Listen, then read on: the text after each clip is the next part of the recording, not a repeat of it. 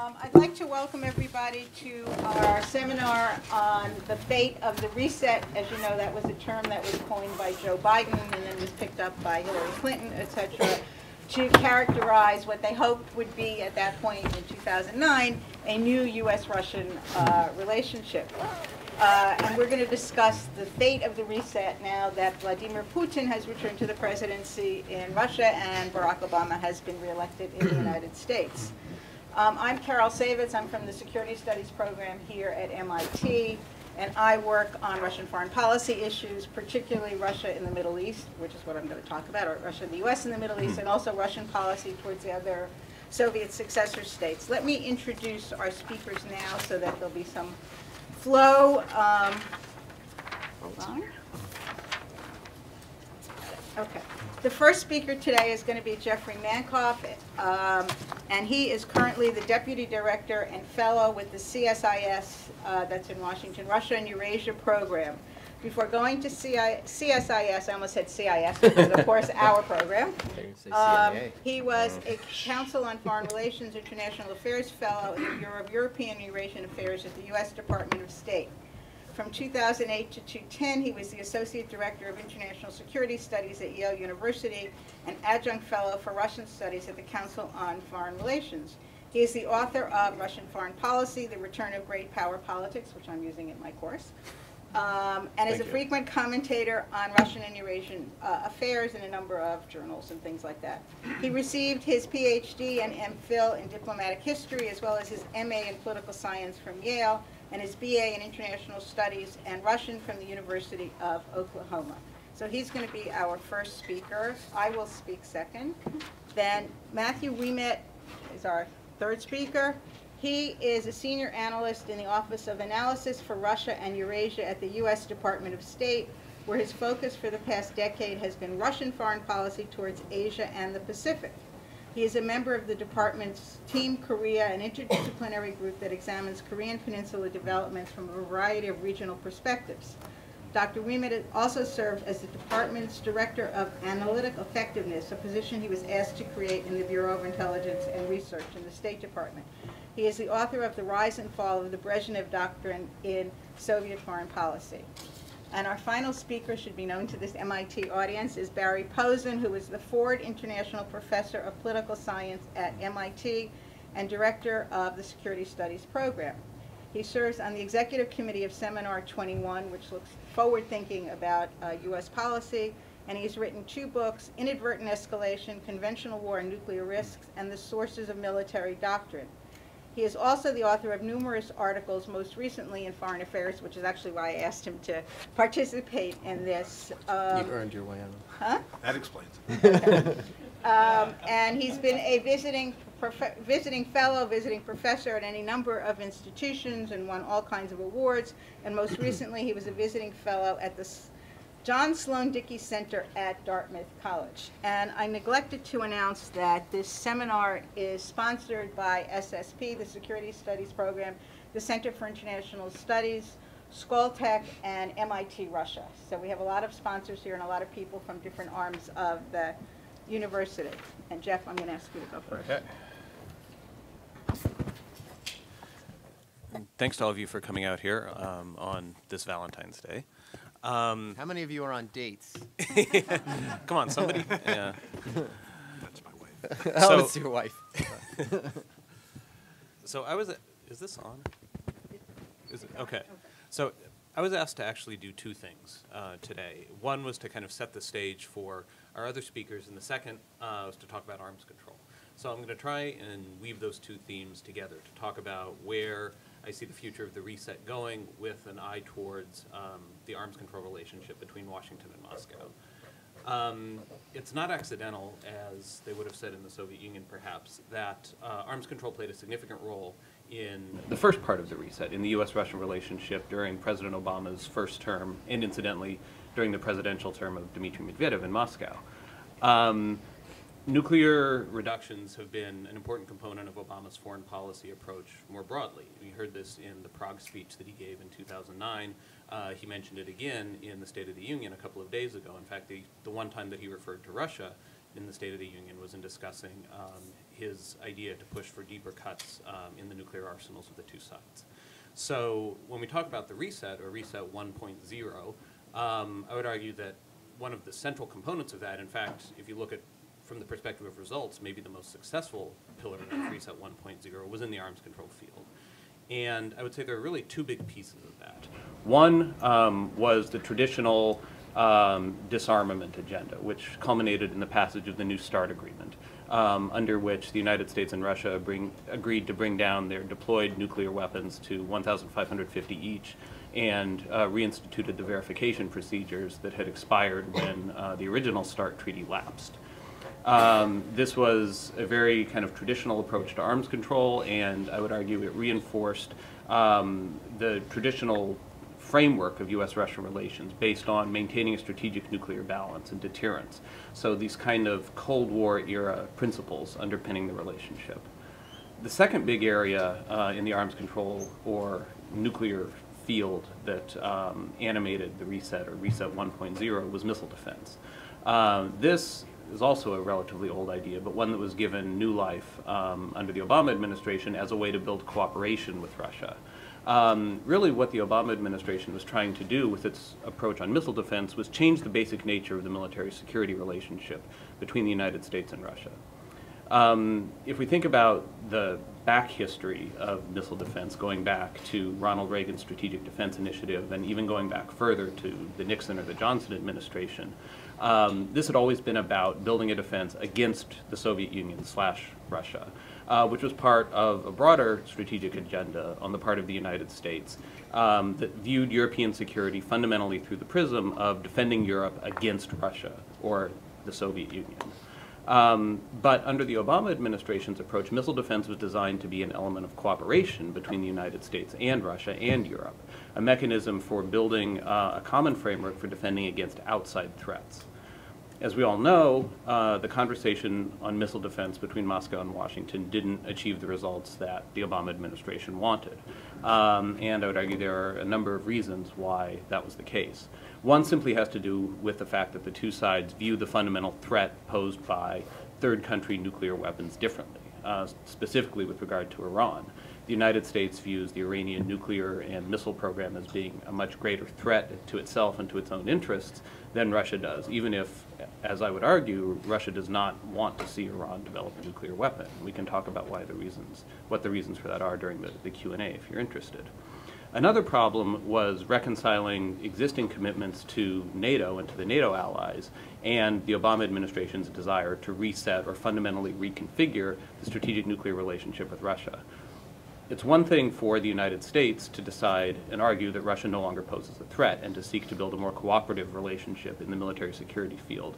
Getting some of the NATO allies to go along with that change was much, much more difficult. Many of them who are much closer to Russia and have a more direct experience of conflict and domination by Russia were less forthcoming and less willing to go down that road, and that created a political problem for the Obama administration, not only within NATO but also in Washington because of the support that that position and those allies had, in particular on Capitol Hill.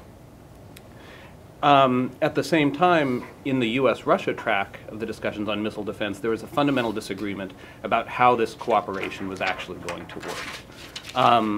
Was it going to be a single collaborative architecture, or was it going to be a parallel architecture? Now, without going too far into the weeds on what that means, basically the question was, are you going to build one system that the United States and Russia jointly operate, or are you going to build two systems, one operated by the United States and NATO, the other operated by Russia, but with the capability to talk to each other?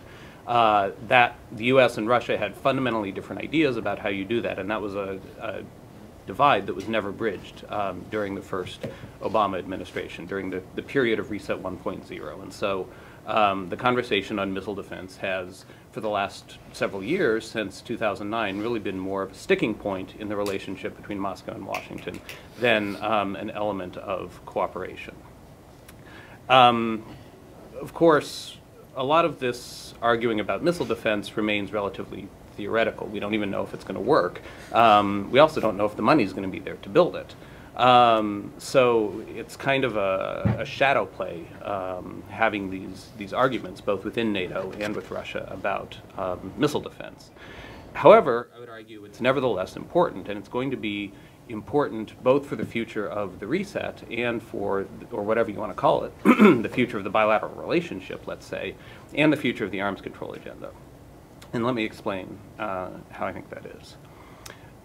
If you remember, the underlying logic of the U.S.-Russia reset as it was advanced by the Obama administration was to create new areas and new stakeholders in a cooperative relationship between the United States and Russia, to move beyond this kind of security-dominated framework for managing that bilateral relationship.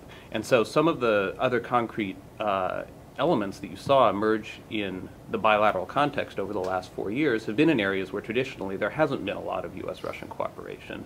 There's the creation of the Bilateral Presidential Commission. There is enhanced cultural diplomacy, visits of sports groups, youth groups, musical groups, journalists, others, just a growth of bilateral exchanges on a number of levels. Visa liberalization, making it easier for citizens of both countries to visit one another. There's an agreement on civilian nuclear cooperation. There was an agreement finally after 17 years to admit Russia into the World Trade Organization. And with that, to finally move beyond the Jackson-Vanik Amendment, which was passed in the 1970s to punish the then Soviet Union for blocking immigration of Soviet Jews, and had become a major thorn in the relationship ever since because Russia was still subjected to it. Another area, and one that I want to focus on a little bit more, is adoptions. Making it easier for American citizens to adopt Russian children. Carol mentioned when she was introducing me that I did a stint in the Office of Russian Affairs at the State Department. One of the big initiatives while I was there, something that my colleagues spent a lot of very difficult hours and a lot of labor on, was crafting this adoptions agreement. It was a very heavy lift. But it was very much within the context of this theory of the reset that the Obama administration advanced, that you want to create new stakeholders in cooperation. That by making individual American families who want to adopt children feel that they have a stake in relations with Russia, and having their congressmen feel like they have a stake in Russia, you're going to make it easier to have a more overall cooperative relationship, because it wasn't going to be focused simply on these narrow security-based topics that had been the case going back to the Cold War. Of course, as we know, over the last couple of months, things have sort of gone into reverse on that front. I mentioned the Jackson-Vanik Amendment. Well, when the Jackson-Vanik Amendment was finally repealed, the repeal was accompanied by the passage of something called the Magnitsky Law, the Sergei Magnitsky Rule of Law Act, which basically was designed to punish Russian officials who were involved in human rights abuses by denying them visas to the United States and potentially freezing their assets.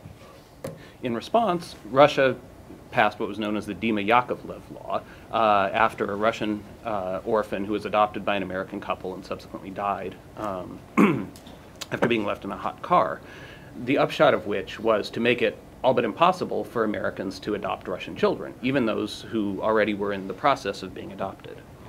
So if the underlying logic of the reset was that you want to build in new stakeholders for the relationship, the last couple of months have proven completely counterproductive in that regard, because the retreat from this adoptions agreement and the passage of the Dima Yakovlev Law have actually put new stakeholders into the relationship, both in American society and on Capitol Hill, but they've done it in a negative way.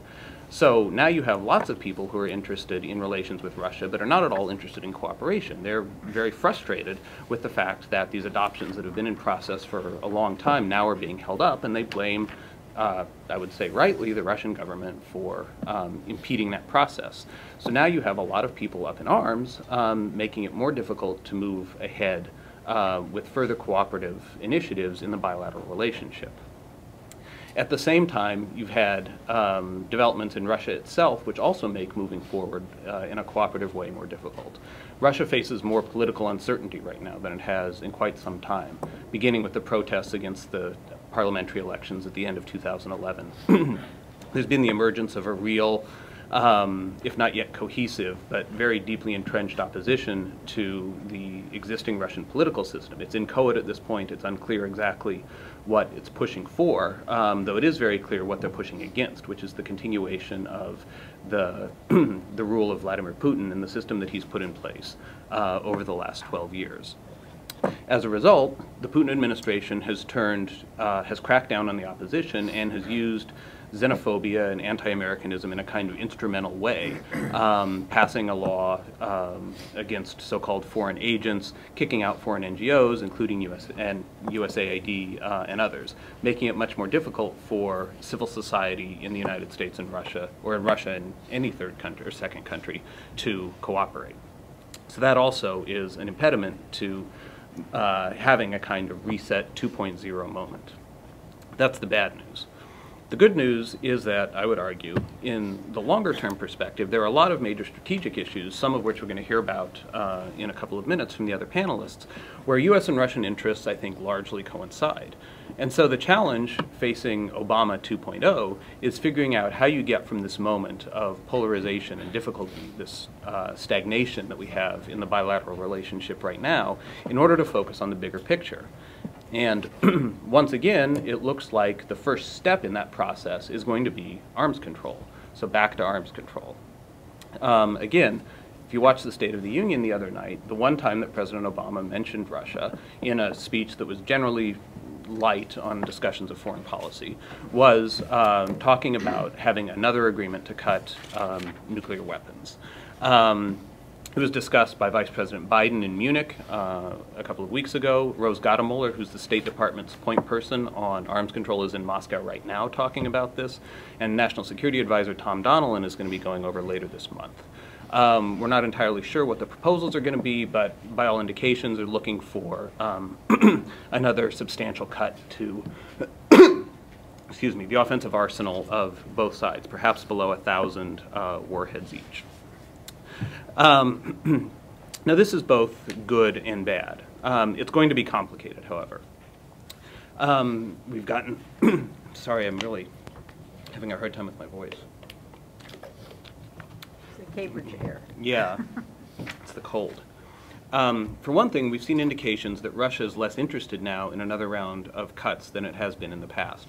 The Russian military is in a period of turmoil right now. Its conventional forces have declined, and so one of the results of this has been to place greater emphasis on nuclear weapons and their deterrent role in order to ensure Russia's essentially survival. There are other complicating issues, including what do you do about tactical nuclear weapons. Russia has 2,000 to 4,000 of these, depending on which estimate you listen to, in Europe, while the U.S. only has about 200. These have not been subject to previous arms control agreements, so figuring out how do you incorporate them into some kind of new framework is going to be a challenge. There's also the question of third powers.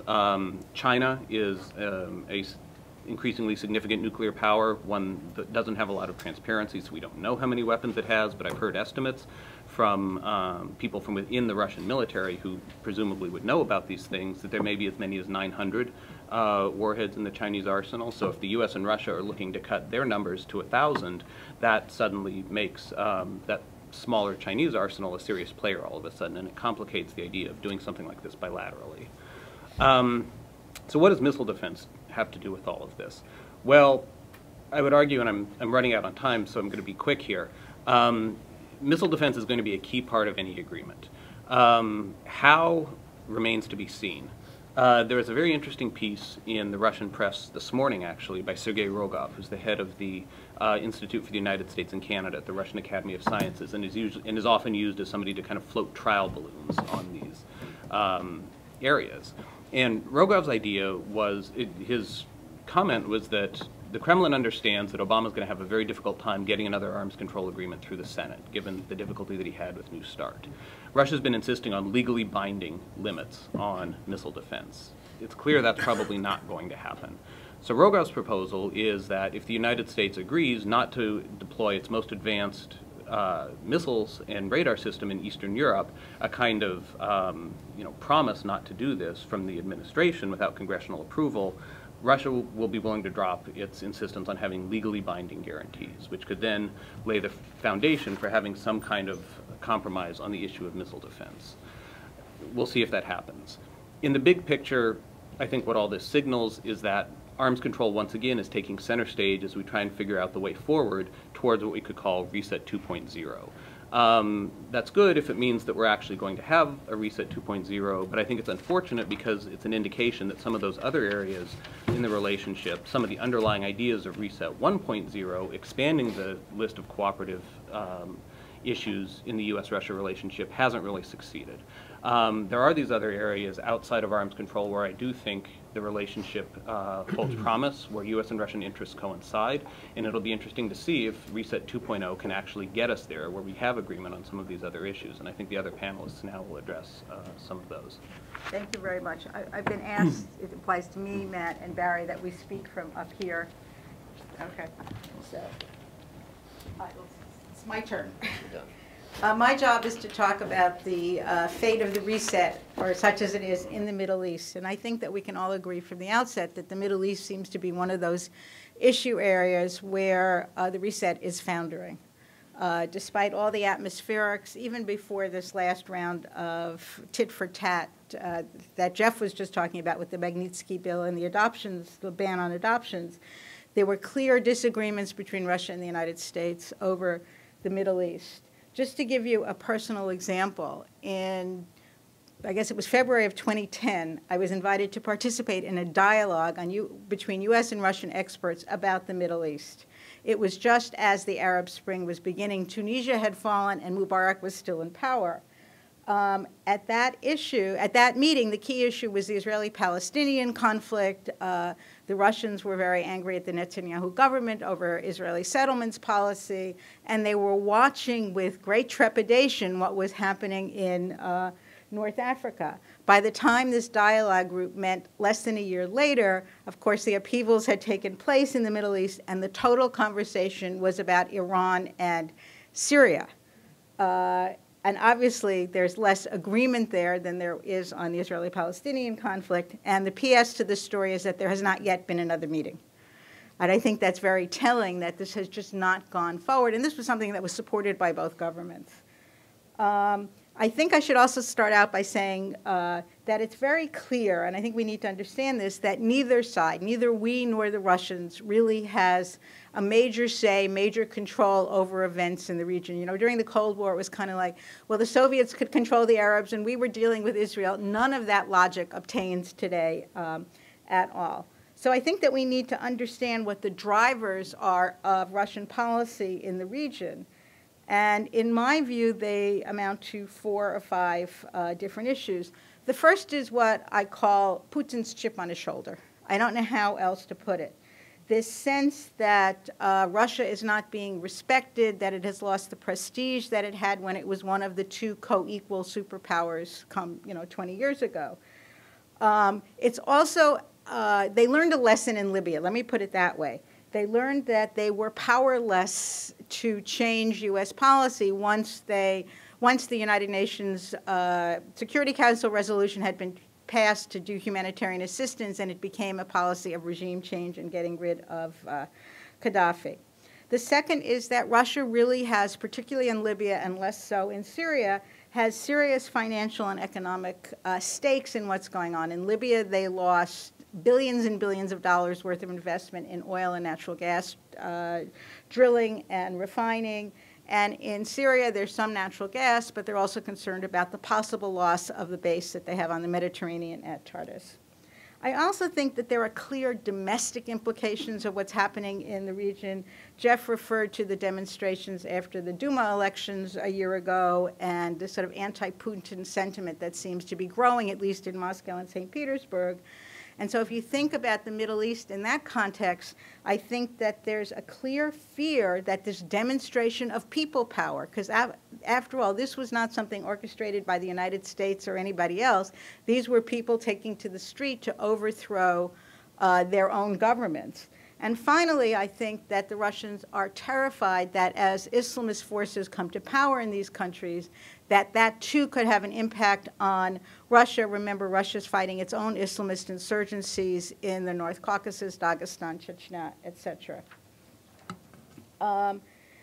When I talk about U.S. policy, it seems to me that it's a different set of issues. We're sort of focused on very particular countries, but we are not focused on keeping our prestige, having a final say. I mean, that's not part of our rhetoric when it comes to the Middle East. And I would argue that there are at least four issues that we're concerned with. One is managing the withdrawal from Afghanistan. And after all, Obama announced the other night in the State of the Union address that half of the troops were coming home this year and the second half coming home in 2014. Also trying to stabilize Iraq, which has disintegrated since the U.S. pullout. We're obviously concerned about the Iranian nuclear issue. We're concerned about what's happening in Syria. And somewhere on the back burner, but not yet dead, is some hope for resuming Israeli-Palestinian negotiations towards a two-state solution. So if I were to summarize, I think the objective of U.S. policy is to ensure stability in the region, make sure that the Israeli-Egyptian peace treaty holds, make sure that the monarchies, which are our friends both in the Gulf and in the Middle East, stay in power. And finally, I would say we want to contain Iran. Now, in the Obama administration, containment's a dirty word these days, but I think the bottom line is going to be that we have to deal with a nuclear Iran. So it just seems to me that we're really at sixes and sevens with the Russians when it comes to the issue in the region. One commentator recently noted that Putin himself never used the word reset.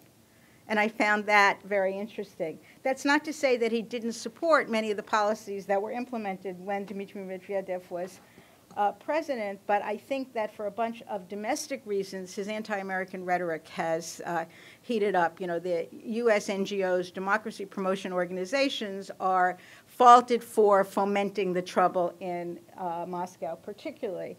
And maybe the best that we can hope for, and I guess this is sort of in line with what Jeff was saying, is some kind of a narrower relationship with Russia in which there are some issues on which we can partner and we can get together, and other issues where our views are going to be diametrically opposite, and I think we have to figure out how to contain the fallout from the fact that we don't agree with them and that they don't agree with us. So what I wanted to do was to look at some of the places, some of the issues, places in the Middle East where there's room maybe for some kind of accommodation and cooperation. And the first is that I think that we are both equally scared of Islamists coming to power in all these countries and what that portends for the region. We don't have the indigenous Muslim populations and the restiveness that the Russians have, but I think that it's something that does concern us. Our approach so far has been more flexible. U.S. scholars in the Middle East urge the Obama administration to deal with Morsi and to deal with Ennahda in Tunisia and to try to engage the moderate Islamists, and I guess we can question what that means and what the content of that would be. I don't think we have any choice but to deal with them. I think the Russian attitudes are different and they're much more skeptical, and there are any number of statements from Putin on down basically blaming the U.S. for thinking it was promoting democracy, and instead, in Putin's word, there's a jihadist blowback now from U.S. policies. Other people have said, and this is a quotation, Russia's on the frontier, we are in jihad territory. So it's a much more immediate threat in that sense, but I think that together it's a place that there's possibly some commonality of views. On Afghanistan, we clearly want to get out. The Russians are actually ambivalent about this, which I find very interesting. On the one hand, they want us out of their neck of the woods. They definitely want us out of the bases that we're using in Central Asia in order to facilitate the war in Afghanistan. But they are also scared that we will pull out before the job is done. Again, making sure that the Taliban does not come back into power. This relates to my first point about Islamism. And I think that's why, in all this tit for tat with Magnitsky and the adoptions and everything else, the agreement about transit routes for material into and out of Afghanistan was not touched. I think because there is a genuine interest there as well.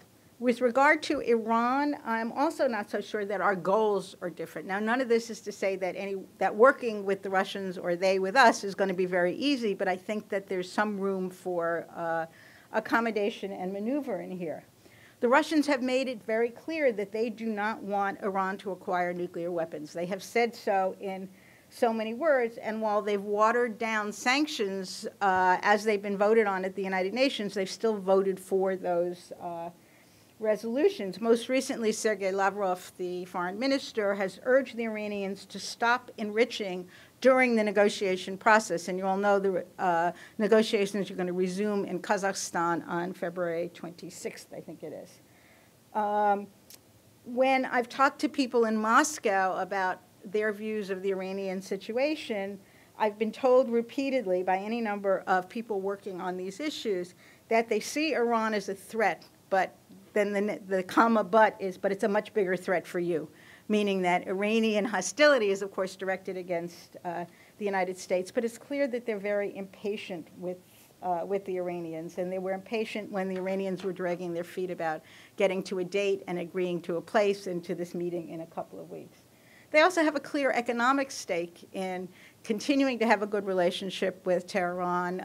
They built, as you know, the first nuclear reactor there, the Bushehr reactor, which is up and running, and the Iranians keep dangling in front of them the promise for more tenders, for more promise that they can be allowed to come in and build more reactors. And in my view, I guess a little cynically, if you think about it, what does Russia have to export? Oil, gas, arms, and nuclear technology. So they would like that market to remain open for them. But here, too, I think that there's a real concern that somehow we're going to trump them in this process, that our goal is regime change. They don't want the regime to change necessarily in Tehran, and that we will somehow move to overthrow yet one more regime that the Russians have reasonably decent relations with. And if you look at the commentary on Syria, which I'll talk about in a minute, what they think we're trying to do is overthrow Assad so that Iran will be just that much weaker and is therefore could be the next target for this sort of international effort to overthrow regimes in the region. Now, there have been proposals, as you know, in terms of the negotiations with Iran over how to limit enrichment to 5% in return for a recognition that Iran does indeed have the right to enrich for peaceful means, to export what has already been enriched to 20%. The issues are, we can talk about this in the Q&A, or a question of sequencing. Will Iran give up enrichment, the 20% enrichment first, or will we lift the sanctions first? And the other is how thorough the inspections could be, especially of the Fordo facility. Interestingly, in the context of sort of trying to get Russia to agree with us about how to deal with Iran, there have been proposals repeated from the Russian side saying, well, let us enrich for you, we'll export it back to Iran, and we'll help you, and we'll pull out the fuel rods, and, you know, which would give Russia a role. And again, I think this is something that maybe could be explored further if we're going to look for some kind of accommodation there. I guess the big question, to my mind, is can they have their cake and eat it too? Can they be a player there? Can they say that they're against Iran acquiring nuclear weapons at the same time as they continue to try to thwart increasing sanctions? Because they haven't agreed to this piling on of sanctions against Iran. I think the ultimate outcome, as I said before, is probably some kind of containment. I'm not sure exactly what that would mean, but some kind of containment policy. And the Russians seem less nervous about this than we. Finally, on Syria, we all know that from our perspective, the Russians have been backing the Assad regime. They learned their lessons in Libya. They keep saying they don't want another Libyan scenario to take place in Syria. It's interesting. Russia seems to want the focus to be on the UN Security Council, which is almost an old Soviet tactic in the sense of where do they have the veto, where do they have the most say, and it's in that venue of the Security Council. On the other hand, they have backed the Arab League proposals to try to mediate among the factions and between the factions and Assad, which means that they're really beginning to come to grips, let me put it that way, with the level of violence and the fact that the world really sees this as a terrible humanitarian disaster. Russia has been very ambivalent about dealing at all with the opposition there, but they moved recently to begin a dialogue with them, which took place alongside the Munich Security Conference a couple of weeks ago. And this led people like David Ignatius in the Washington Post to talk about trying to get a Russian buy-in, trying to get to a place where Russia would agree to cooperate with us, and his proposal is to somehow safeguard the chemical weapons, which we know Syria has, that if that became a cooperative effort, that maybe somehow we could move the reset and the issue on Syria forward. Russia claims that it's not backing Assad. However, it hasn't used the tools that it really does have at its disposal. Russia has continued to deliver the arms that it contracted for to the Assad government. So these protestations, oh, we're neutral, we don't really care, is actually not the fact. They never offered to, or threatened to withhold the delivery of the equipment that the Syrians had bought in order to put pressure on the Assad government. We also have to look at the recent Russian naval maneuvers in the Mediterranean off the coast of Turkey, and I think that this served any number of purposes. Just to show the flag, to say we're here, we're players, you can't do anything without us. I think it also was an attempt to deter an allied, what they foresaw as some kind of Western intervention in Syria to support Assad. There's some speculation that Assad is actually living on one of these Russian ships, and he goes, sneaks into Syria on day and goes back to the boat at night, ship at night. I can't prove it or disprove it. Others speculate that the end game, this is Russian commentary now, that the end game will be Assad carving out some kind of an Alawite territory along the border, which includes the area around Tartus, and then the Russians will be called in to protect that new rump state or what have you. But that's not a scenario that in any way is going to engender any kind of U.S.-Russian cooperation. So I guess the question there, too, is there a way of framing the debate on Syria, maybe to talk about transition and not first thing first pushing Assad out of power that might lead to some kind of engagement with the Russians on this. And I'm now running out of time, although I didn't ask you to beat me up here. I think that, I think to summarize, I'll go back to a point that I made at the beginning. First of all, neither side really has a lot of clout. I mean, yes, I guess we could send in troops to Syria, we could attack Iran. I don't think either of those is really a realistic prospect. It's clear that Moscow, A, hasn't used its clout, as I said before, in the Syrian situation, and even if it tried to, would Assad at this point agree to open negotiations with the opposition? And in Iran, it's clear. I mean, they've tried to influence the authorities in Tehran, and they've gotten nowhere with it. So they don't really have the clout, even though we kind of see them as a good link to Tehran. So I think the remaining question that we can talk about in the question and answer session is, can we make the reset, or whatever we want to call this relationship, a means of fostering cooperation over these very salient issues, or will they continue somehow to fester and put us on opposite sides, not quite a reversion to a Cold War, but certainly with our interests moving further apart. And I think, just to conclude, that for neither side is the other country a top priority at the moment. Dmitry Trenin, who's one of the most astute observers of the Russian scene, calls U.S. policy strategic indifference, and I think that's probably a great term. And for the Russians, in their yet-to-be-published foreign policy concept, the Russians love these big, grandiose statements of foreign policy and strategic policy and stuff like that.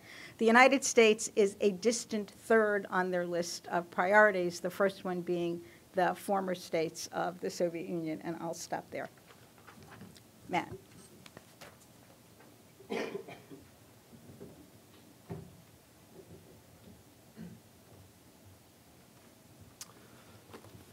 Let me start by thanking Carol and MIT for having me out here. This is my first time at MIT, and it's lived up to all of the things I expected. I saw some kid riding down the street this afternoon on something I still don't know what it was, but it was really cool.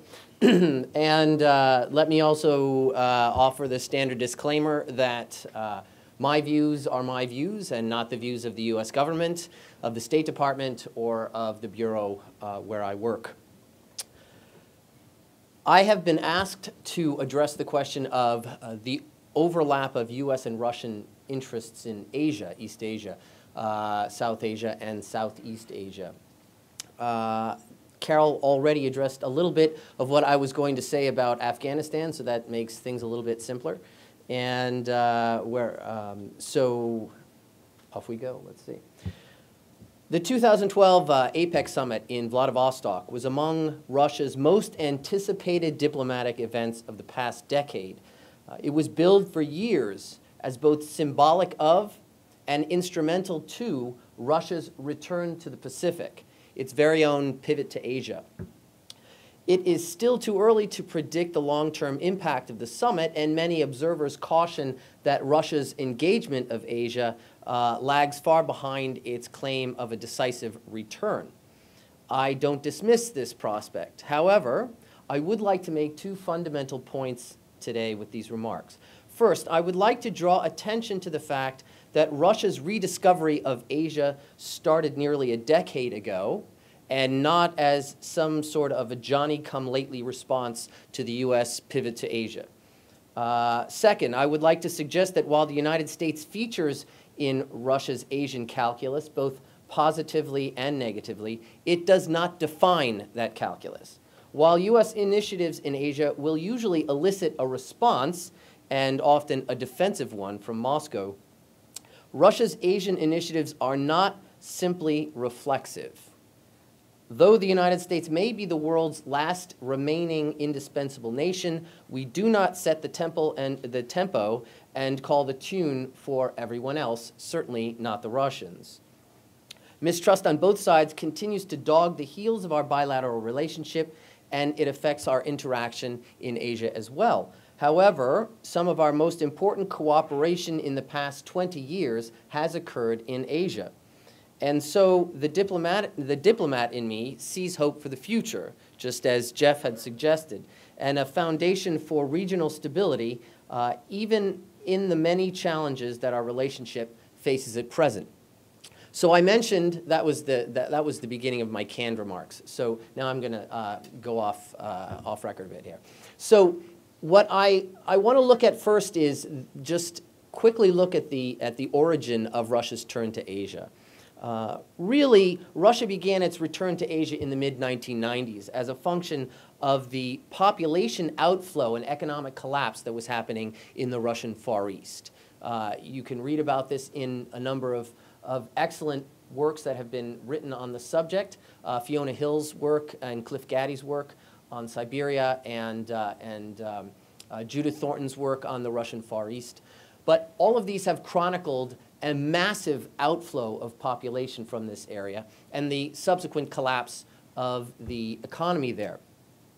The turning point of Russia's efforts to address this outflow occurred in 2003 with the Russian energy strategy, in which Vladimir Putin, then president, singled out Asia's energy market for Russian exports, effectively saying this is how we should revive this part of our country, by developing East Siberia's oil and gas fields and turning to Asia, which was at that point becoming the world's largest, or closing in on America, as the world's largest consumer of energy. So I won't go through each one of the steps, but subsequently, over the course of the next several years, Russia began demonstrating that it was serious about looking to Asia. The most significant, in my opinion, was that between 2004 and 2008, federal spending in the Russian Far East jumped from 103 million in 2004 to 33 billion in 2008, 4 years. That's huge, huge amounts. And much of this came about as a result of the 2007 award of the upcoming 2012 APEC summit, which was going to be hosted in Vladivostok, and which was going to be a seminal moment for Russia to basically declare its return to Asia. In 2008, incidentally, that APEC summit would ultimately wind up, I'm getting like feedback here. Are you guys getting that? No? Is that a problem? Okay, sorry. Ultimately, that APEC summit would cost $18 billion. It was a 3-day summit, and it cost more than the London Olympics. So this was really a demonstration of intent on the part of the Russian government to effectively say to the world, we're back in Asia and we're better than ever. The global financial crisis also helped to turn Russia's attentions back to Asia. Back in 2008 and 2009, as you recall, a lot of financial problems occurred in the world, and the Russian economy suffered terribly. They suffered terribly, in their opinion, because they were too connected, too linked to the West and to the dollar. And they basically felt that their own economic structures, their own economic system was quite strong, but that because of this dependency on the dollar and on the West and trade with the West, et cetera, that was why they suffered. So this really built in Russia a realization we have to turn to Asia.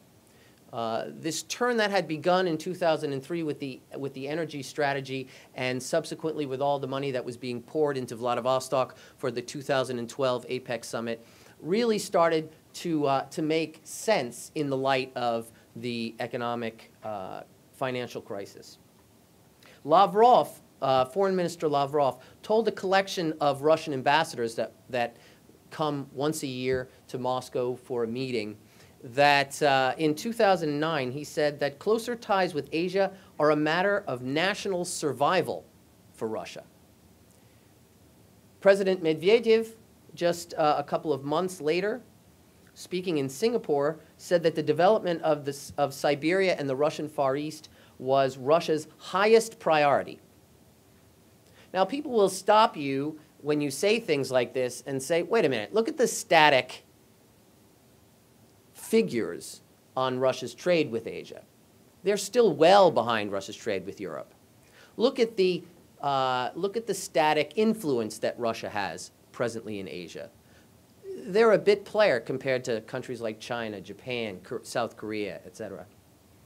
What I prefer, however, to look at is the trend lines that have been occurring. And I told you a little bit about the investment trend line. Consider also the trade trend lines. Trade in the 4 years between 2007 and 2011 with APEC, which Russia is a member of, the Asia-Pacific Economic Cooperation Organization, rose 150% in 4 years. With China, 172% from 2006 to 2007. With Japan, 137% between 2006 and 2011. With South Korea, 142%. This is really significant. I can't tell you a country that the United States has had this kind of expansion with. I'd be impressed if anybody here could. So this really does suggest a turn toward Asia. Now, people back in the day, 10 years ago, 15 years ago, when they were talking about China's rise, were dismissive of China because China was a bit player, and its economy was still quite small, and its political influence was relatively small outside of the Security Council.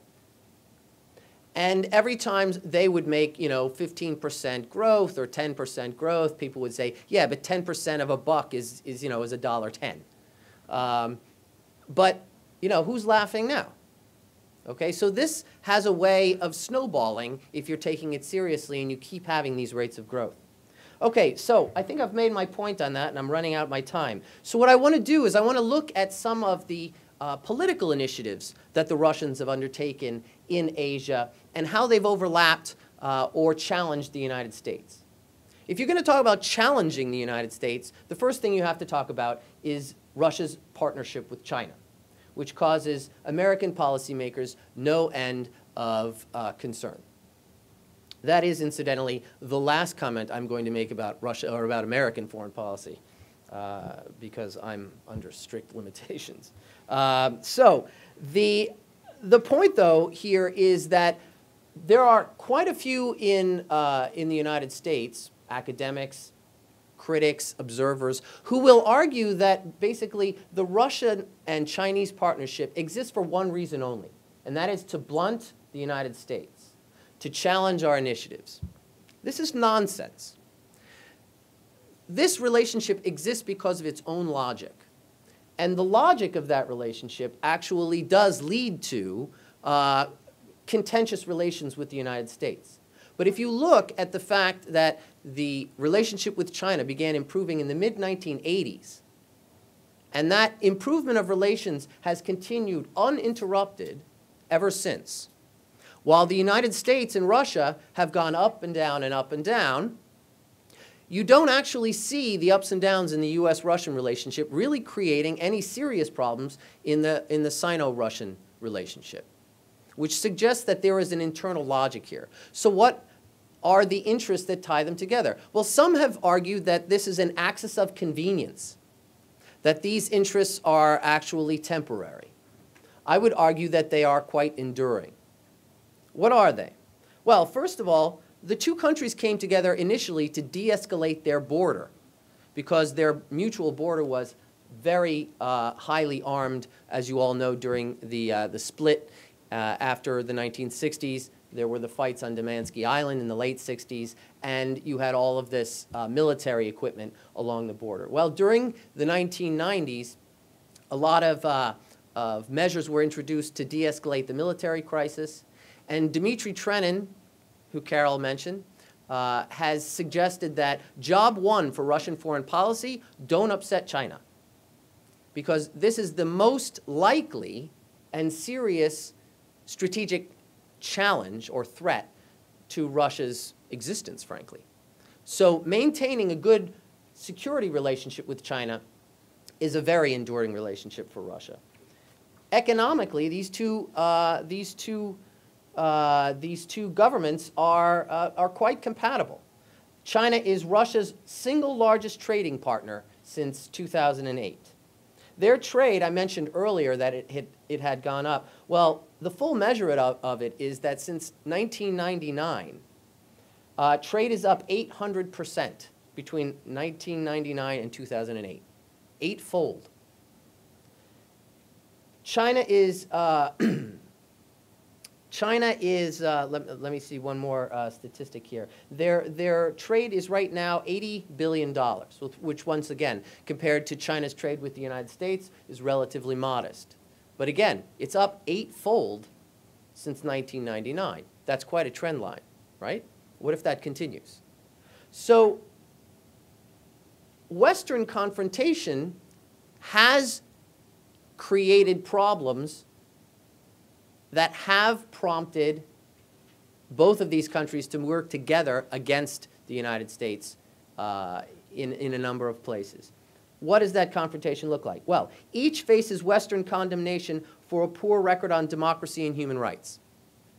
Each faces Western criticism for the use of force against separatist national minorities. Each seeks an equal say with the West in global financial matters in the G20, in the World Bank, and in the IMF, which both feel is completely dominated by the West. These common political concerns have engendered an effort to push common principles for international law. These common principles are multilateralism, non-interference in the domestic affairs of another state, and the equality of political systems. Thus, democracies are no better than authoritarian states. This, we have to simply live and let live. No interference. Settle all issues by negotiation, not by force. Okay? So these principles have created a lot of trouble for us in the United Nations Security Council especially, where these two countries have actually joined forces to veto legislation favored by the United States 4 times since 2006 on Burma, Zimbabwe, and twice on Syria. They also have resulted in these two countries cooperating to basically advance the G20 ahead of the G8. The G8 really has slipped into second place in the world. And this is largely because of the efforts of the Russians and the Chinese in the G20 to try and suggest that they had to democratize the global financial system. So this is an example of clear, intentional, frustrating, oh dear Lord, clear, intentional frustrating of U.S. initiatives in Asia. I would argue that one of the clearest examples, however, of Russian-U.S. cooperation is something that Carol alluded to earlier, and that is the involvement in Afghanistan. The Russians in 2008, when candidate Barack Obama started talking about withdrawing all forces from Afghanistan, began to worry, oh my goodness, they're going to leave before the job is done. And in 2009, President Barack Obama made it clear that that was exactly the plan, that we were in fact going to withdraw by 2014, come hell or high water. The Russians took this extremely seriously, and you see immediately a shift, almost a turning on a dime of their policy on Afghanistan towards cooperation. It was in 2009 that the Northern Distribution Network began, and over 100,000 containers have flowed through Russia as one of our principal logistical routes to get men and materiel into the Afghan war theater. And most of that has gone through Russia. This has been a really enormous success. The Russians have also given some military assistance to the Afghan government. They've sold us important military helicopters that we purchased on behalf of the Afghan government. In short, this has been a real example to the Russians of two things: that there is a job that they cannot do in Asia that they need us for. And in fact, now they are reminding us, you can't leave until this job is done. It's a UN mandate. You need permission from the UN Security Council before you can withdraw. So, I mean, that's quite a turnaround. At the same time, there are a lot of efforts in Russia now to look at a permanent trade route that will be built upon the Northern Distribution Network logistical route, and that will benefit tremendously, they hope, Russian transportation companies. So there's this recognition that our interests do not always clash, that we often do actually ensure their security and even their financial interests. And as we are looking, as Carol mentioned, at what happened this week, you know, the biggest concern that the Russians had in Afghanistan after 2014 was that we were going to stay for good, and that we were going to have tens of thousands of troops there, that were going to be projecting influence into Central Asia. Well, now, as Carol alluded to, the president is talking about lowering those levels to less than 1,000, which even the Russians cannot believe is going to allow us to project influence into Central Asia. This is really an opportunity for building trust. We said we were going to leave, and we're leaving. You said you don't want us to have tens of thousands of troops there, and we won't. You want us out of Manas, we're leaving. Oh, and by the way, if you want to keep these logistical routes up, if they're helping your transportation companies, Russian railroads, God bless you. Let's do it. Okay? So there are opportunities here for work. And I can go a little bit more into this in the Q&A if you like, but let me just wrap up with the following canned statement. Russia's regional trend lines over the past decade suggest looking beyond its modest, even insignificant presence now in the Asia-Pacific region. It's not difficult to imagine that international developments we are seeing today could soon transform Russia, with all of its geographic and regional advantages, into the regional power that its more optimistic boosters foresee. Russian trend lines in the Asia-Pacific, virtually all, point in the direction of increased engagement. And its successful staging of the APEC summit in Vladivostok last year should be seen in this light. If it's too early to talk of a Russian pivot to the Asia-Pacific, it is long overdue to recognize that a major rediscovery is afoot, one that is virtually certain to continue well into the foreseeable future.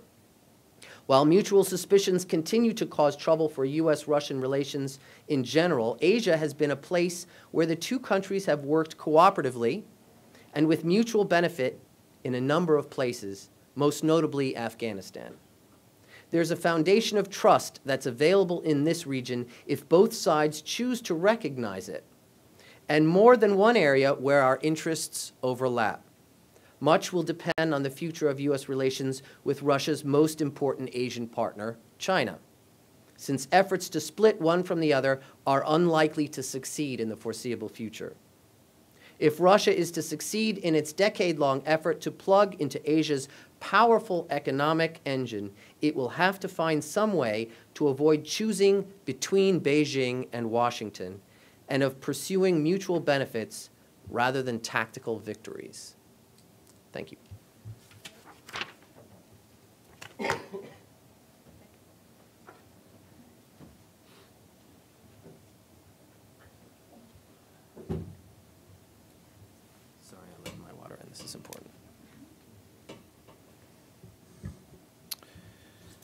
So,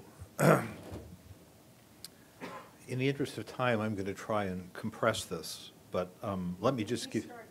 Yeah, I know, but let me just give you the kind of architecture of the remarks, and then I'll go through them in an abbreviated way. Everything that can be said about this question has been said, maybe twice, and I'm far from an expert on this question, but I think a good way to think about this is to try and conceptualize what you think U.S. national security policy is, or grand strategy, or whatever term you want to use. I use the term grand strategy, and try and figure out what Russia grand strategy is, and then look at the sum of those vectors and ask yourself the question, what do you think that produces in terms of a relationship over the next 10 years, right? And so this is a kind of, it's not exactly a guessing game, but there's a little bit of a guessing game. And much about this intersection has been discussed by my co-panelists. And I think the bullet conclusion point is this. The Russians and the Americans are going to continue to say rude things about each other. And they're going to engage in a kind of a competition of poking on neuralgic issues. So we're going to complain about Russia's internal politics, and they're going to complain about our complaining about Russian internal politics. And that's going to continue, right? And periodically you'll read the newspaper and things will seem quite bitter. And yet there's another part of this relationship, which is a more classical relationship. It's a relationship that is about power and about interest. Interest defined in terms of power assets, in terms of allies, in terms of economics, in terms of security. And there, I think every one of the panelists has found themselves pointing out, hey, there's a lot of areas of overlapping interests here. There's potential for conflict within these areas, but there's also a lot of areas of overlapping interests. And the two sides probably will find ways to do some things together. It's not going to feel like a reset. No American Secretary of State or Defense is going to wear a button or announce any great new relationships, right? But you're going to see the Americans and the Russians doing things together. So let me just take a couple of minutes and sketch out what I mean in each of these areas. Well, first, U.S. grand strategy in the large is a strategy that I and others have called liberal hegemony. In the large, the Obama administration in the second term is not going to announce any retreat from American preeminence in the world. They're going to continue to try and ensure it. There's not going to be any retreat from our alliances. There's not going to be any retreat from our interest in nonproliferation. No retreat from defense of liberal values. No retreat from discussions about nuclear arms control, et cetera, et cetera. But in the Obama second term, there's three intersecting factors that likely will influence behavior. One, as a consequence of all the various military experiences of the last few years, there's something that we could call, and I'm stealing from a former graduate student, I think, war wariness. Yes, there's weariness, but I think more rationally, Americans are quite wary of being involved in any new wars, particularly big land wars. And this means we want to end the war in Afghanistan and do it expeditiously. It means very high level of caution about getting involved in Syria or anything like Syria. And it probably means going slow on Iran. So, this question of containment is an interesting one, but it looks to me like the American policy presently is a policy of containment, which is to say, contain the Iranian nuclear program to what it is. Roll it back if you can, avoid war if you can, but contain it to what it is, right? And I'm suspecting that former Senator Hagel misspoke an accurate depiction of U.S. grand strategy the other day when he testified, and of course he was pilloried for it. Second big intersecting factor is just budget scarcity.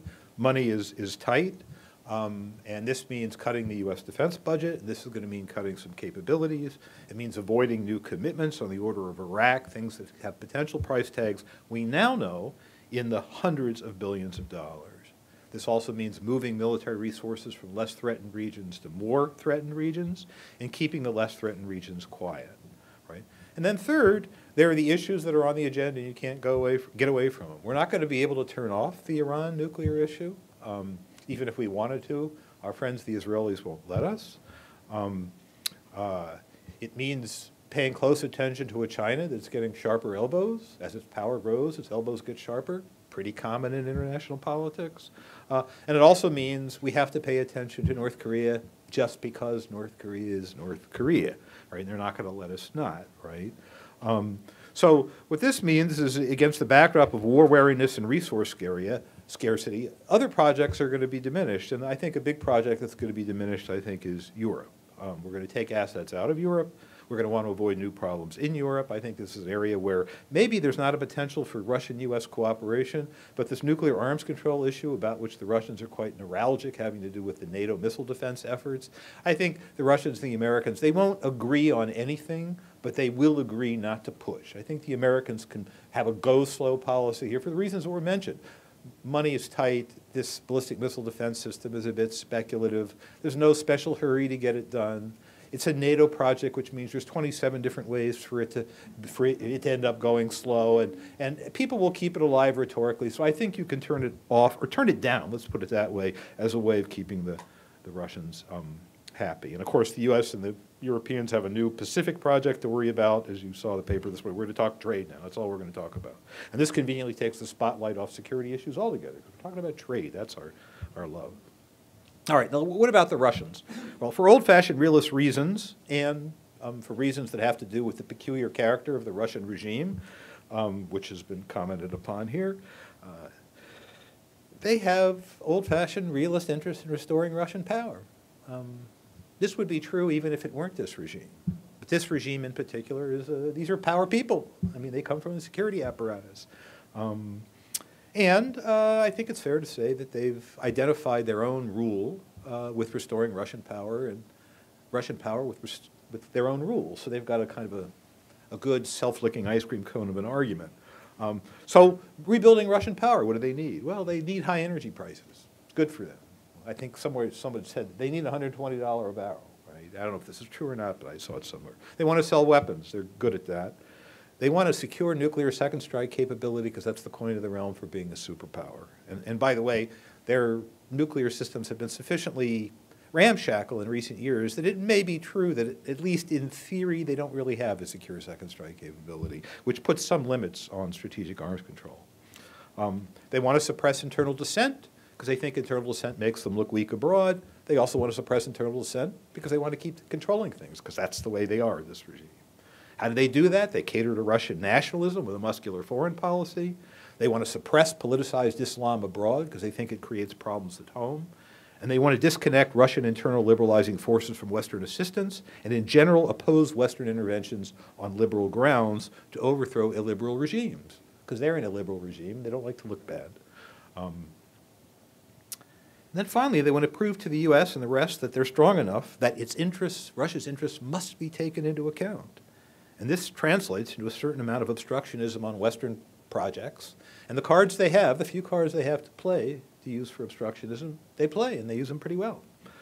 In particular, they defend sovereignty norms, which, by the way, I defend myself. I actually prefer sovereignty norms to R2P, but it's not American policy to prefer sovereignty norms to the responsibility to protect. And the Russians suspect that embedded in American counterproliferation policy is a regime change policy against illiberal regimes. And they see these things going hand in hand. So they're always suspicious. They may agree with us that some countries should not have nuclear weapons, but it makes them suspicious, right? So what's the intersection of this look like? Well, the U.S. needs Russian goodwill and cooperation to manage the drawdown of forces in Afghanistan. The Northern Distribution Network has already been mentioned. The cheap and efficient way to get out of Afghanistan is through Pakistan. Unfortunately, from time to time, the Pakistanis make it difficult to use that route. We've got to get 70,000 vehicles and 100,000 freight containers loaded with stuff out of Afghanistan, right? So secure roads, secure ports, secure airfields, great to have. The Russians have a lot of influence over that. We need them. I don't think we're going to be poking them that much in the eye until this thing is done. And this thing isn't going to be done for a couple of years. So there's something that's going to suppress tension between us and the Russians, right there. I perceive, as Carol, I think, in a weird way, backed into, but I respect her for doing it, that in a weird way, the Russians and the Americans have converging interests in Syria now, right? The Russians, it's not the regime that the Russians particularly love. It's how the regime goes, right? They don't want to attach themselves to a regime that probably isn't going to hold on. But they don't want the Americans or the Western alliance to be the vehicle for a kinetic removal of this regime, right? And interestingly, it's clear the President of the United States, he doesn't want to be the vehicle for a kinetic removal of this regime either. He doesn't want to own this problem, right? So in a weird way, we and the Russians want this regime to go gracefully, right? And now the question is, given everything that's transpired, is there a way to make that happen? Now, I'm not confident that there is. I'm not going to say that this is going to be successful. But the degree of difference in our interests, I think, is actually rather low. And again, this whole business about Islamic, politicized Islam, or whatever term you want to use, we find it potentially a threat. They find it potentially a threat.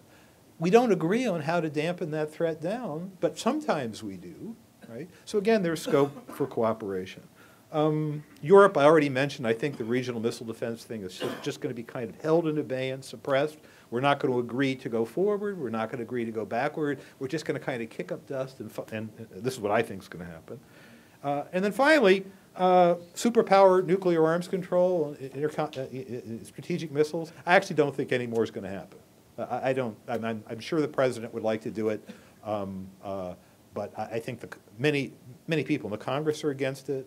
I think the Russians are deeply suspicious of it. I think you're getting to the point where the numbers are sufficiently low relative to the proliferators in the world that the multipolar nuclear balance of power, whatever that means, because we don't really know how to think about it, is going to start to be a governing factor in thinking about nuclear arms control. So I don't think the Russians are going to go much lower till we find a way to start talking about China and Pakistan and Israel and France and Britain and China. We're going to have to figure out a way to talk about these in a multilateral nuclear arms control process, and we haven't even begun to think about this as a country. In fact, as an epistemic community, the arms control community hasn't begun to think about it very much either, right? But I think this is where we're going to have to go. So the cheap, politically beautiful reductions in strategic nuclear weapons, I think it's about done. Now, I could be wrong. I usually exaggerate these things. There might be one more good deal in it, right? So you might get yourself to 1,000, but I don't think you're going to get yourself close. There might be one more good deal left, but I don't think more than one, right? So on balance, Iran, I should say something about Iran, then I'll shut up. I think I talked about the Russian interest in oil prices. The embargo on Iran helps keep Russian oil expensive. And the fact is there's more oil in the world. If you're reading the newspaper, the Americans are pumping more oil, the Iraqis are pumping more oil. The suppression of Iranian oil exports is probably helping the Russians make money, right? And the Russians are not idiots. I mean, they know this, right? So they've been actually reasonably cooperative on enforcing the current sanctions regime. They're slow to let it get more intense because they think that's a stalking horse for war. But on balance, they're not going to really help the Iranians very much to beat this thing. They're enjoying the money that they're making, right? And then finally, in Asia, it was just, it was great talk. It was very, very instructive. I happen to believe that U.S. pressure does help bring the Chinese and the Russians together, right? And I also think that the pivot to Asia by the United States has the weird property of ensuring Russia against the Chinese so they can worry less about the consequences of their various accommodations with China, right? Because they know we're there to kind of suck Chinese power in another direction. So in a weird way, I think we are helping to bring them together, right? So on balance, I think we and the Russians over the next 4 years are going to behave like traditional great powers. There's going to be this undercurrent or overcurrent or backstory of ideological competition, which we just were not able to drop. But there's a lot of fundamental great power business that needs to be done. We often have a coincidence of interests, and I'm guessing we're going to find some areas to cooperate. But unfortunately, nobody in Washington is going to get to wave signs about a reset and get any good media attention for that, and that will make some people sad, I suppose. But it's more important that some business be done. Thank you. We started a little late, so we can go a little late, but we're now open to comments, questions. Please actually make it a question and not a comment to any one of the panelists. Are there questions? Please.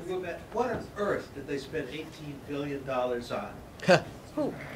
The Russians in the APEC run-up. Yeah. Well, they did build the law. I know I have some engineers here, so I don't want to screw this up. But I think it is the world's largest cable-supported bridge that goes to Ruski Island.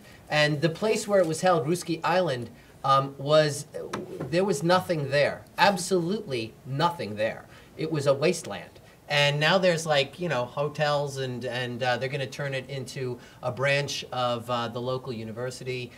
So yeah, there was a huge, they had to completely create the infrastructure for that venue on that island. So yeah, it was a big deal.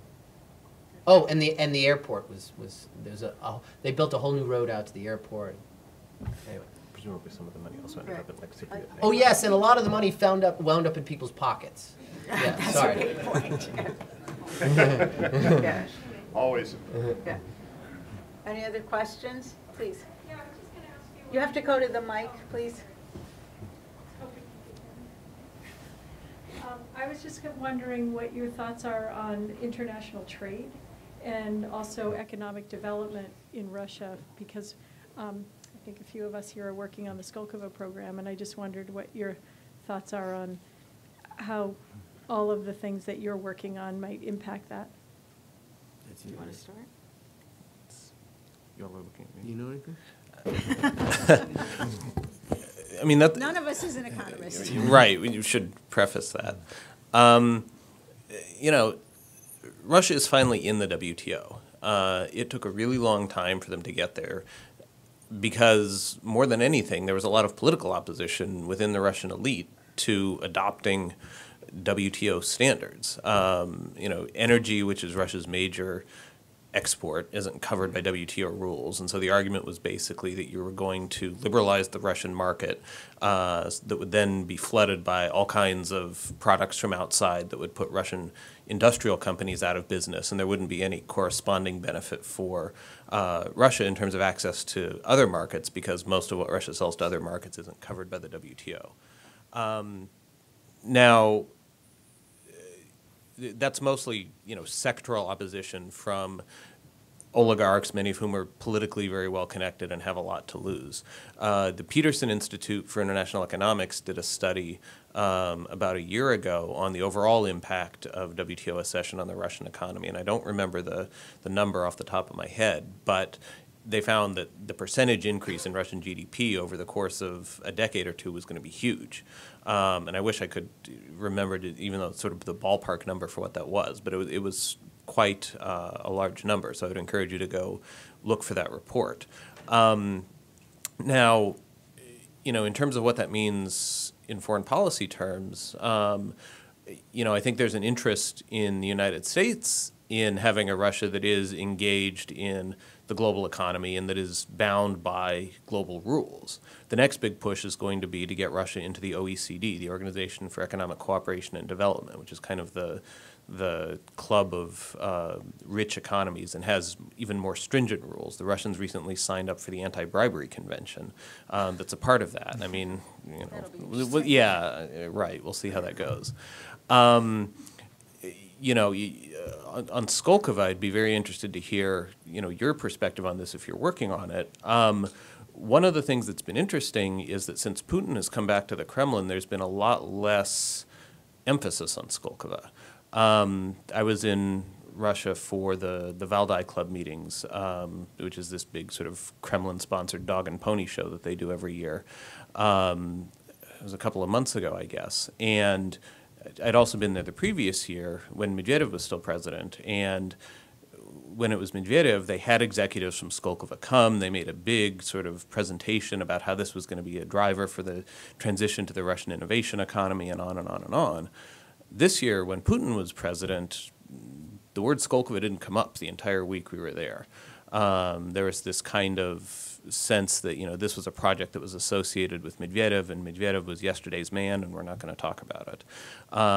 So, you know, I think there's a little bit of either recognition that this was a project that had not as much economic logic behind it as perhaps some of its supporters argued, or it's simply been tainted by association with the former president, who is very unpopular now and seen as somebody who you know, who's not a political heavyweight anymore, and so people don't want to sort of be associated with him. I don't know about the broader economic impact of all of that, but I think certainly what this means is that this idea of building a kind of innovation-driven Russian economy is beginning to take a back seat. Yes, please. You have to come down to the mic, please.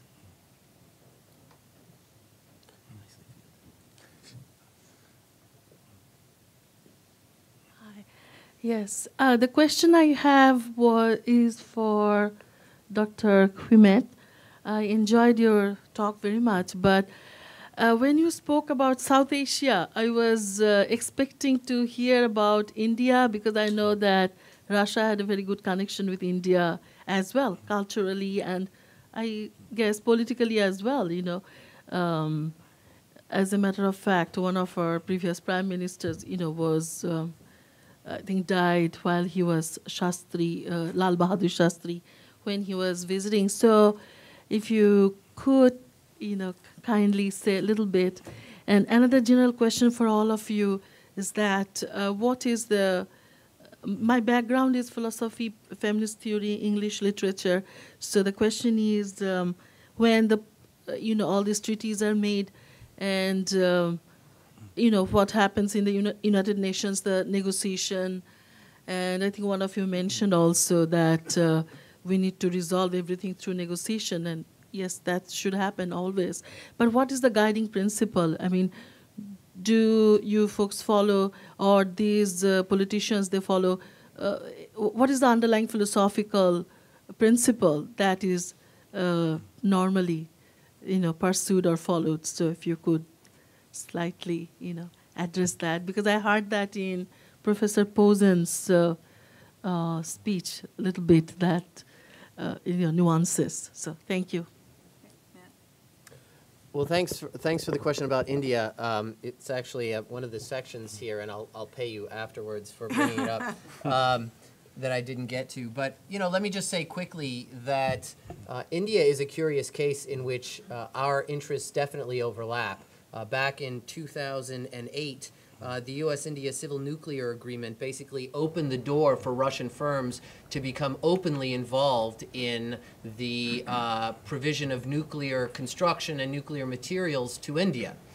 It, in fact, resulted in the rolling back of the nuclear suppliers group restrictions that had been in place for over 20 years in India, following their nuclear test back in the 70s.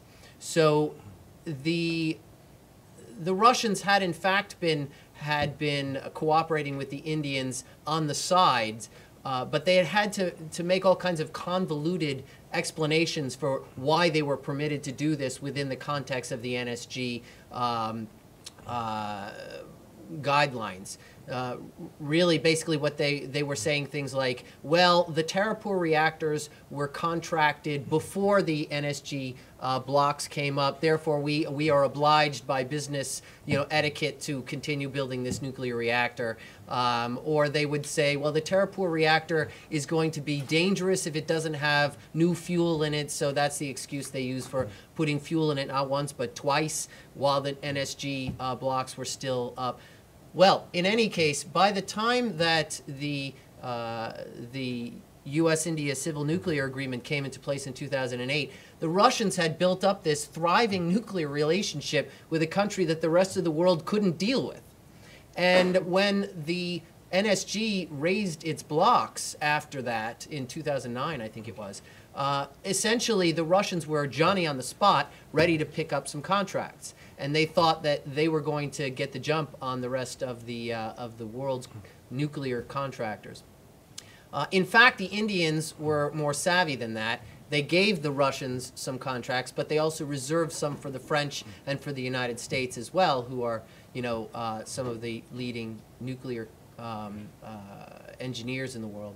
But what's happened recently is very interesting, because the Indian government actually implemented new legislation subsequent to these contracts being awarded that said that if you are going to construct a nuclear reactor in our country, you have to guarantee those reactors against any kind of failure.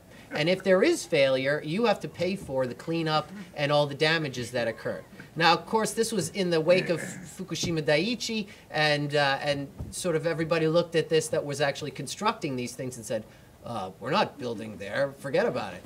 And so the Russians basically traded on this relationship they had with the Indians to get the first two Kudankulam reactors that they had contracts for grandfathered in.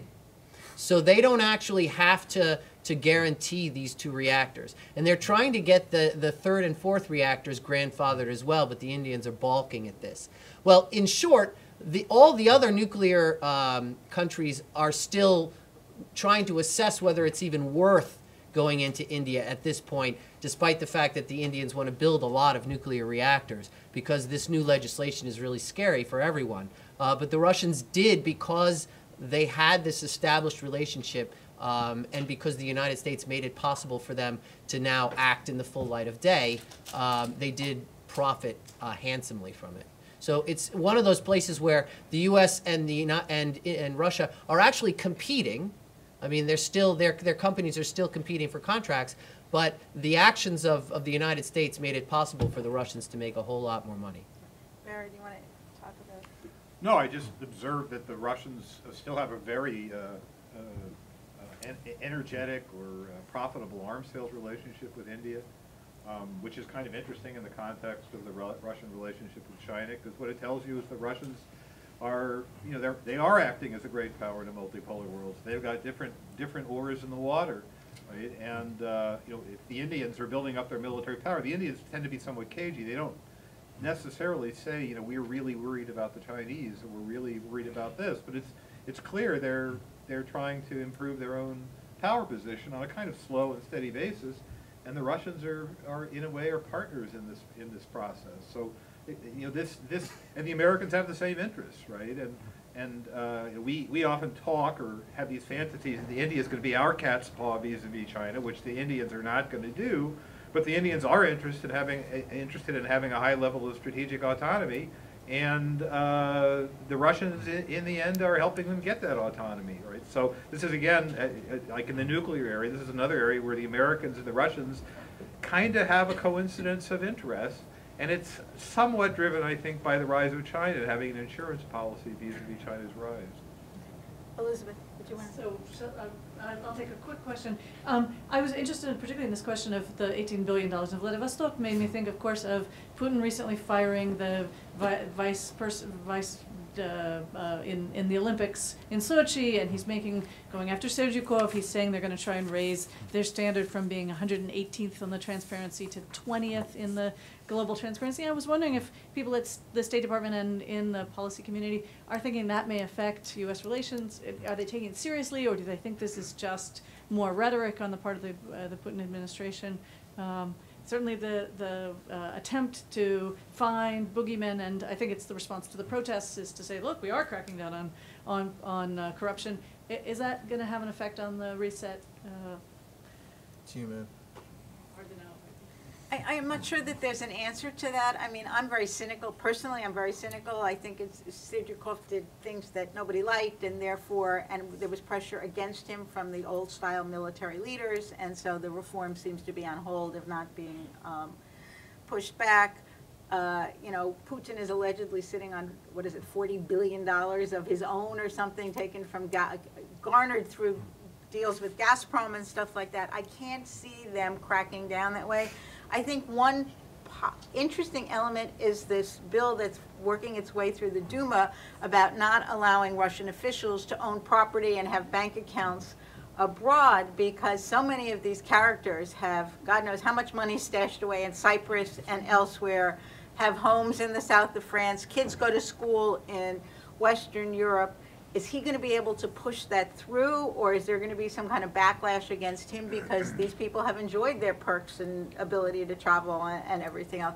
So I don't, but that's a piece of the corruption business. So I'm not sure how it's going to play out. It's certainly, if there's a hand in the till or in somebody's pocket at every deal, I think that all the good rhetoric about trade and good relations and everything else, you always have to be a bit wary. I mean, that would be my answer. Somebody recently said that if Cyprus nationalized its banks, the Russian economy would collapse. Right. Right. And there's reluctance on the part of the EU to bail out the Cyprus banks because they feel that they're bailing out the Russian oligarchs. I mean, it's a very major issue now that has filtered into its relationship with Western Europe. Please. Hi, I'm basically, I have some suppositions. I'm going to ask you to either confirm or correct what I'm thinking. If I go with what Dr. Posen said about there will always be this quiet cooperation on the big things like nuclear, prevention of nuclear expansion, and the prevention of Islamist expansion.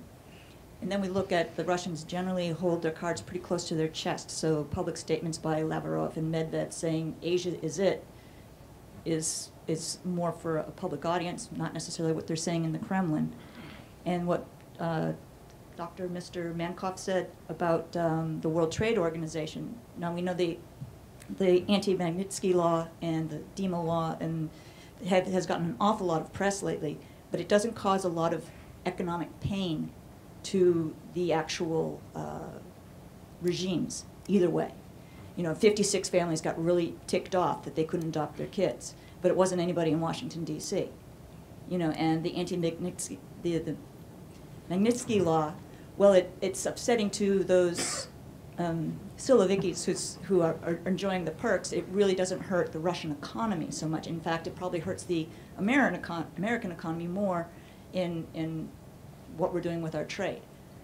So my supposition there is that these laws that we've passed, and what they've passed in response, is mostly for domestic audience and special interest groups.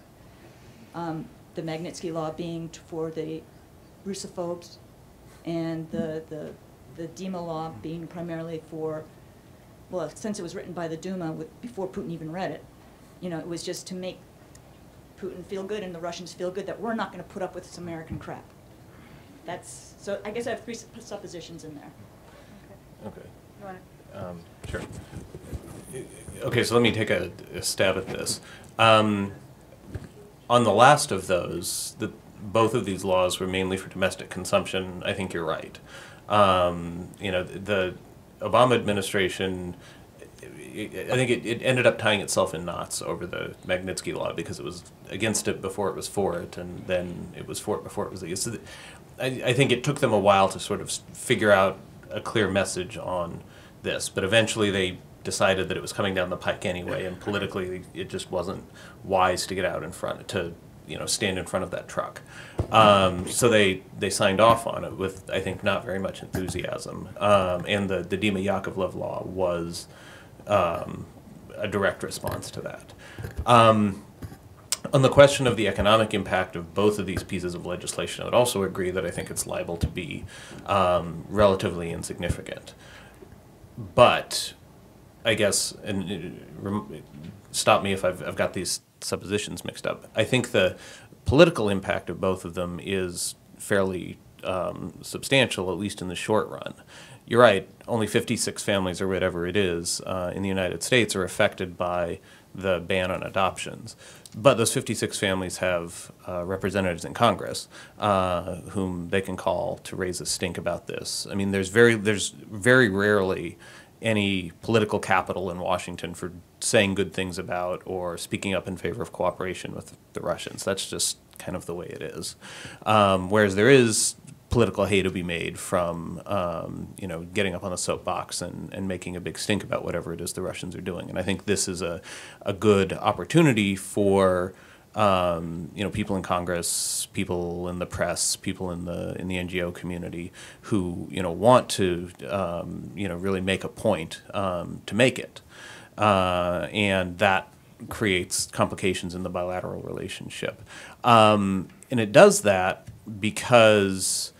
And you're right that the overall impact on the Russian economy is not all that significant, but I think the message that it sends to the Russian elite is one that they're vulnerable because it's who is ultimately going to be impacted by this law among the Russian elite. There's a list, but it could be expanded. Who's going to go on and who's going to make the decisions. There's a kind of quasi-judicial process here that doesn't really have the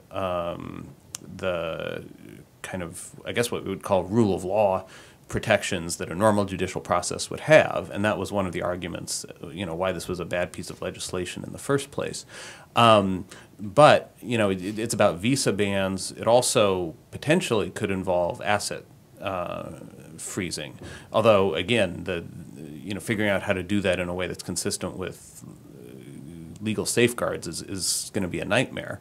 But I mean, this has a lot of very powerful people in Russia very concerned. And in that sense, they're not thinking about what's the overall impact on the Russian economy going to be. They're thinking about what's the impact going to be on me and the people around me. And I think they're proceeding from that when they think about what kind of response they're going to take. It's worth adding to that.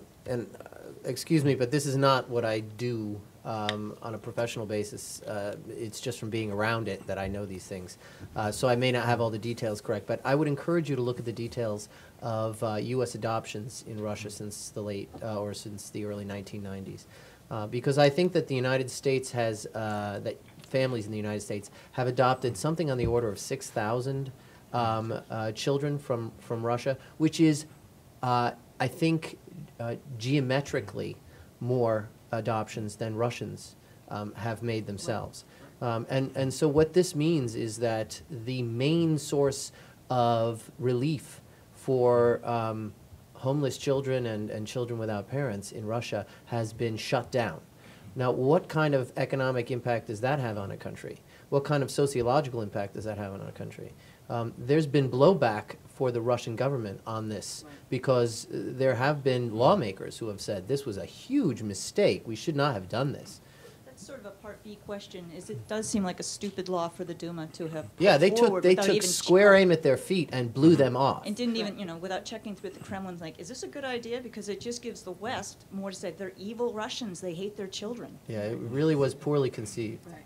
All right, we'll take one last question, please. Okay. First, I'd like to make one comment answer the question about Vladivostok. Part of the money, I was there just after the APEC summit, and they built not one, but 3 bridges and 2 highways from the new airport. And there's also a direct rail link from the new airport to the downtown Vladivostok. Yeah. So it's been an absolute, it's an incredible infrastructure. For a 3-day conference. Yeah, well, it's not only, obviously it was an attempt to, for the future, in other words, Sure. to position Vladivostok as the Sure. gateway to Russia. Sure. Which brings me to really the technical question, which is MIT is part of the Skolkovo. It relates to the Skolkovo comments. In other words, there was a lot of talk about Skolkovo, a lot of interest in Skolkovo, and there's a lot of skepticism in Russia about Skolkovo being a top-down innovation. You can't innovate from the top down. Okay. I have a particular interest in intellectual property protection. If you look at China, Russia, and the United States, and if you look at Russia being between China and the United States, the point I make to Russian inventors is if they face a choice of how to actualize an idea, a piece of intellectual property from Russia for the global, launch it into the global marketplace, they have 2 choices. They can go west or they go east. In the West represents intellectual property protection. China is the great intellectual property pirate, in other words. So, and yet, the point you made earlier, Obama only made one reference to Russia in his State of the Union, and it was nuclear, disarmament. I'd say that's actually old school. In other words, the future, talking forward, you have to talk about modernization and technological infrastructure and collaboration, which is enabled by technology. So, and your comment that Skolkovo was not even mentioned in the recent, discussions in Moscow, would lead me to conclude that the fate of the reset is basically dead. In other words, there's the subjects that are live and forward-looking in which MIT is involved, i.e. technology, is not a large part of the conversation. Doesn't seem to be a large part of the conversation. So I'd solicit your comments on that.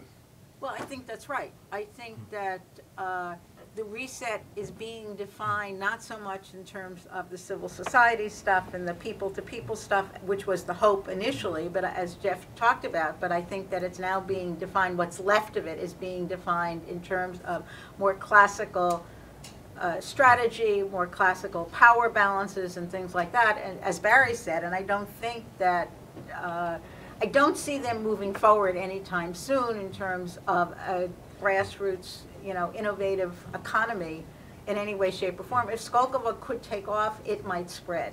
But the Russian tendency, certainly in the Soviet period, was to build walls around any technological innovation whatsoever, so there was no spillover into the larger economy. Right, so don't you think that the United States should push back a little bit? In other words, should assert the values of openness and intellectual property protection, and on the question of adoptions. In other words, there's thousands of people in the streets of Moscow, Russians, protesting the Russian law. So in other words, there's a groundswell of Russian public opinion that we're not tapping into because we're being silent.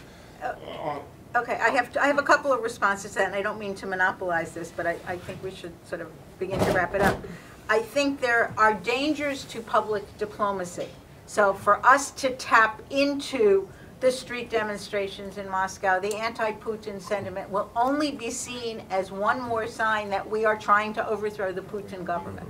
And I just think that if we want to have any kind of a cooperative relationship with Moscow at all over these issues which are really pressing, Afghanistan, Iran, Syria, North Korea, which nobody mentioned, and I'm sort of surprised that nobody's mentioned the nuclear test, we can't afford, and I think it would be stupid, short-sighted policy of the Obama administration or anybody else sitting in the White House to start doing this sort of public diplomacy, we support democracy and everything else. I think we've got to take our lumps on the direction of Russian domestic politics and hope that Putin may at some point leave the scene, and maybe there will be a groundswell, but we can't do anything about that. I think that is really dangerous for our relationship on any kind of bilateral issues at all. And yeah, it's backward thinking. I totally agree with you. It would be great if there were technological innovation all over the place, if corruption weren't eating up half of the GDP of, that's an exaggeration, of Russia. There are things like that that really would help Russia move forward, but they don't seem at the moment to be moving in that direction at all. I was going to try to wrap up. No, it's the last comment. Go ahead. Just because I actually... You got to go to the mic. Hi, my name is Michelle Lamp. I work for the Russian venture company USA. So basically, we are trying to bring innovation replicate the innovation economy in the United States, bring it to Russia. I know that we're partners with Skolkovo at the same time. It probably doesn't come up in a lot of different conversations because they're doing a lot of different things right now. But I mean, we're also part of even Mass Challenge and basically Digital October for different types of organizations like that that are trying to push Russians to start thinking that they could create their own Microsoft, create their own Google. That's not kind of the sentiment that I'm getting from, or at least from this conversation that we've had today. I think you're not getting it because that wasn't the focus of our discussion. I think that those kinds of initiatives are terrific, and if they take off, that would be great. But I think what you heard from Jeff about the conversations at Valdai is that that's not where Putin's head is either necessarily. Yeah, I would just say that, we're sort of talking, and we've been talking on this panel really about what's going on at the level of the central government. And I think by many metrics, if you look at that and where it's gone over the last couple of years, the trend lines are pretty negative. But Russian society is changing. It's changing, and that's part of the reason there's been this protest movement in the cities. You have a younger generation that's not afraid of the state anymore. You have people who've spent time abroad who, have experiences in the West and come back and can compare that to what they see around them and aren't satisfied with the status quo. I don't want to be overly deterministic about this, but where Russia is in terms of its per capita GDP it's got its political system is much more restrictive than it should be, given sort of where it stands on a lot of kind of socioeconomic indicators. That says to me that in the long run there's going to be some kind of a political evolution. Now, I don't know when it's going to happen. I don't know by what process it's going to happen, but I think we have to keep in mind that however bad or frustrating the political status quo is, it's not eternal. And some of these things that you're talking about that are happening at the grassroots level are, I think, some of the drivers of what that change is going to be. You know, there are companies in Russia like Yandex, like Kaspersky Labs. You know, there is this kind of grassroots innovation that's happening. It's just not really being reflected in what's going on at the top levels. I think that's a perfect answer. So let me take this opportunity to thank our panelists, to thank Barry and Matt and Jeff for coming and for participating in this. And if you would like to continue the conversation, I have been asked to announce that 2 weeks from today, exactly, there will be another session on, and it's called Reset 2.0 Prospects and Possibilities. And our speaker is going to be Tom Pickering, who is a former U.S. ambassador to Russia. And he's going to offer some of his personal perspectives on the fate of the reset going forward. It'll be a very different conversation from what we tried to do, so I urge you all to come back and go at this again from a very different aspect. So thank you very much. Thank you for you guys coming in from Washington, and to Barry, and thank you for coming.